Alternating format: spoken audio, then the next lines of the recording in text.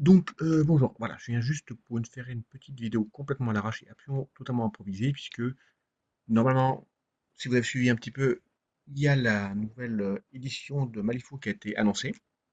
On va juste regarder très rapidement ce qui est indiqué.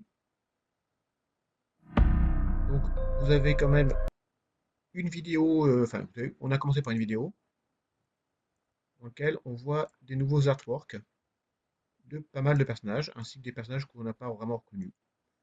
Je vous laisserai regarder. Bon, il n'y a pas c'est juste un teasing, il n'y a rien. Et ensuite, on a eu le droit à deux informations. Donc, voilà, juste pour nous dire que la bêta allait ouvrir le 21 avril, enfin la bêta ouverte, il y a actuellement une bêta fermée.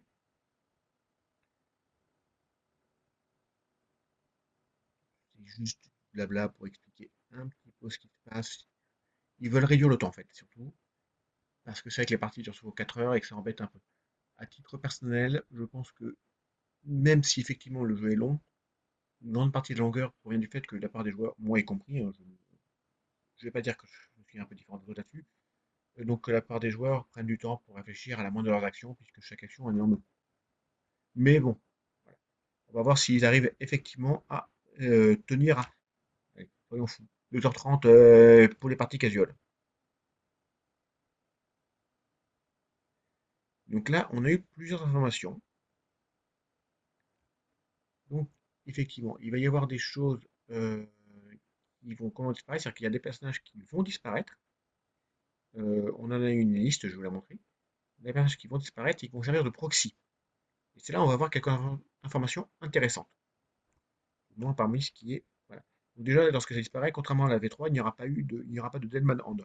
Donc il n'y aura pas de test pour les masters qui vont disparaître. Mais par contre, il n'y aura pas de keywords qui vont quitter. Donc on va regarder, et en fait, voilà, par exemple, Lancelot Nephilim, bon, bah, ça va être un proxy pour Papa Loco. Bon, Johnny Star pour Bayo Gremlin. Autrement dit, il va y avoir des choses qui vont un peu changer. Kojo va disparaître. Voilà. Et donc là, on va trouver sur un truc intéressant. Moulong, le totem pour Challenge the Teacher. Et donc ça, je vais y revenir juste après, mais gardez bien cette partie. Voilà. Mais surtout, ce qu'on va voir, c'est que voilà, Leviticus, alors pour des questions de fluff ou de lore, comme vous voulez, va disparaître et c'est Rusty Alice qui va prendre sa place. Voilà. Je ne sais pas ce que ça va donner, mais on va voir.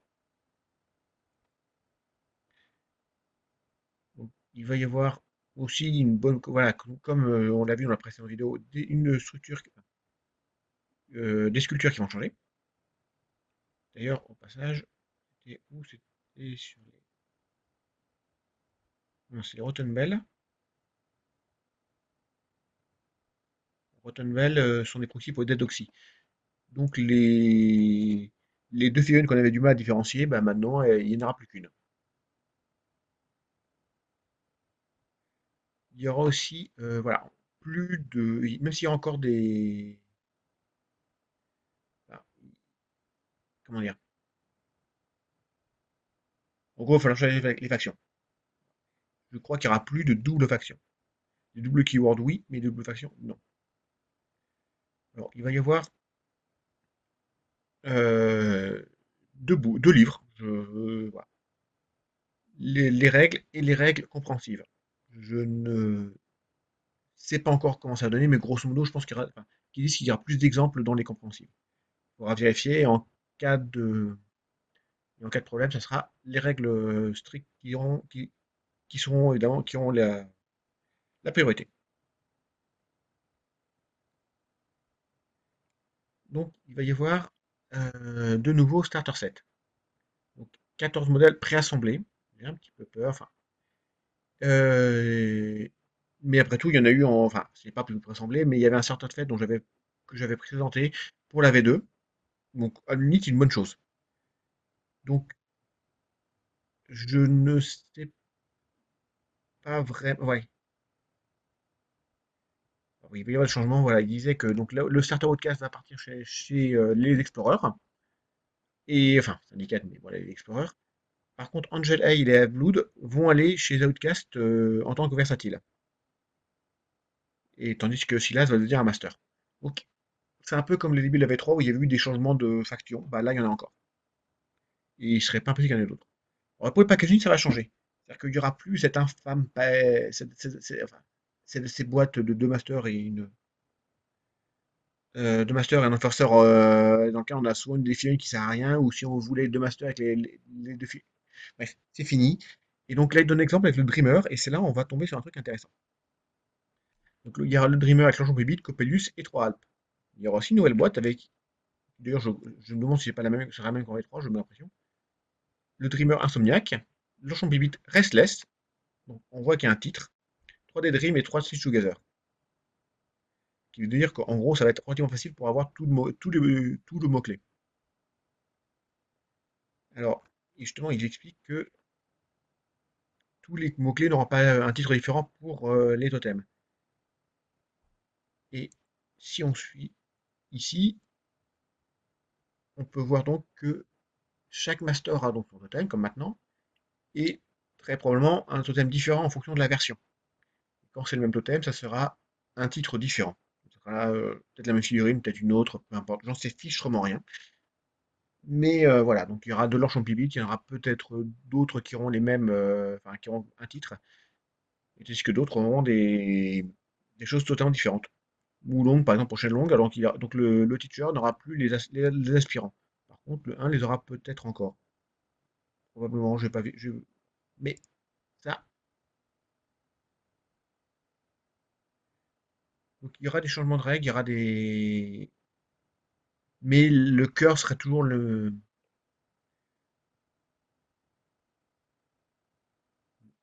C'est ça. Je suis en train de regarder en même temps, c'est pour ça. Le cœur des règles sera toujours les mêmes.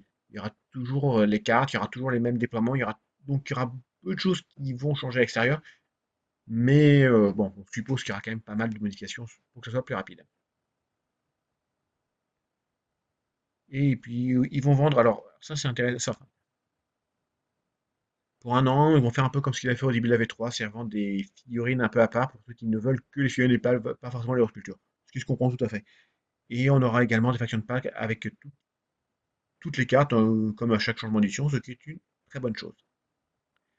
Donc, à l'heure où je fais cette vidéo à l'arrache, bah, on ne sait que ça. Bien sûr, il y a une bêta fermée, donc ceux qui y sont en savent plus, mais il y a des NDA, on ne peut pas en parler. Donc, je ne sais pas encore le programme. Si ça se trouve, d'ici ce soir, il y aura de nouvelles informations. Si ça se trouve, il y en aura. S'il y en a, bah, je ferai probablement une vidéo rapidement de ce même style. Et puis, on verra bien ce que va nous révéler la suite. Je vais être honnête, j'ai hâte d'être au début de la bêta publique. Et là, je vous ferai très probablement, enfin, dès que j'ai accès au PDF, une présentation rapide des changements de règles. Alors, ça ne sera pas tout, hein, je ne vais pas vous lire là-dedans, parce qu'il ne faut pas non plus pousser, mais ça, on fera une présentation rapide du bouquin de règles et une présentation rapide d'un mot-clé. Puis on verra bien ce que ça va donner. Si ça se trouve, et encore une fois, parce que je ne suis pas dans le secret des dieux, ils le feront avant. Mais j'essaierai de le faire aussi en français parce que tout le monde ne parle pas la langue de Shakespeare. Moi, le premier. Sur ce, ça fera une vidéo quasiment sans montage, voire aucun. Et je vous dis à une prochaine.